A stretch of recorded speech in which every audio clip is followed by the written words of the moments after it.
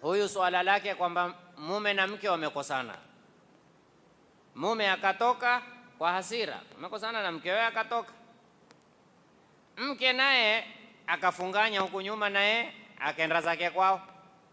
Mume akirudi mke hako, akiulizia huko kwao, akaenda kwao, mke hataki kurudi. Basi namna hiyo wakawa huraiana. Mke kila akimwambia umwambia nipe talaka yangu, nipe talaka yangu, nipe talaka yangu, nipe talaka yangu. Kaketi paka Ramadhani mwaka wa pili, akija amekukujia na mtoto, kitoto kinyonyesha. Sasa suala kwanza, amekuja kufanya nini? Sasa wewe nijibu, hakujibu. Sasa wewe khiari yako, ukiwa ulikuwa tamani mgeni uetwe mgeni mwingine, ofa hiyo umepata, simu imetoka laini moja imekuja laini mbili.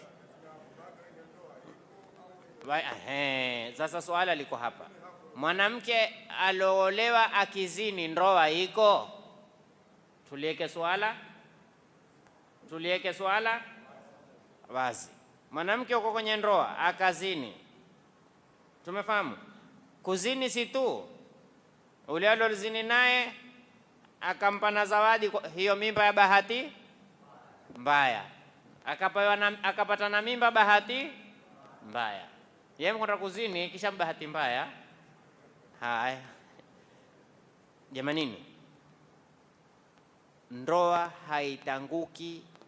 Hakuna kitu chaweza kuvunja ndoa ila talaka. Hakuna kitu chaweza kuvunja ndoa. Wajua, anayezini umeambiwa haolewi ila na mzinifu, lakini aliolewa akizini, zina haivunji ndoa tu. Sasa wewe utakaa na mkeo ni mzinifu? Jamanini wanaume na jamanini wanawake, wako kwenye online. Mwanamume akizini hakumwendea mkewe kinyume, amejiendea yeye mwenyewe kinyume, kwa sababu aloharamisha zina si kuwa wewe umeoa ndo zina kwako ikawa ni haramu. Wewe umeharamishwa zina kabla huja na dalili ya kuwa wewe ulikuwa umeharamisha zina, uliambiwa usizini, fanya nini? Oa. Na wewe mwanamke kabla kuambiwa ule mwendea mume wake kinyume, amejiendea yeye mwenyewe, kwa sababu yeye ameharamishwa zina kama yeye. Si kwani asolewa kwake zina si haramu? Alolewa ni haramu na asolewa wote ni haramu. Punishment ni tofauti, lakini kwa wote ni nini?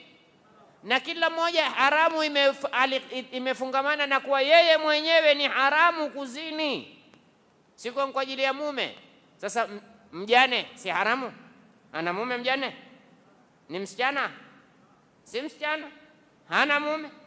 Sasa fungua mifereji ayate wazi.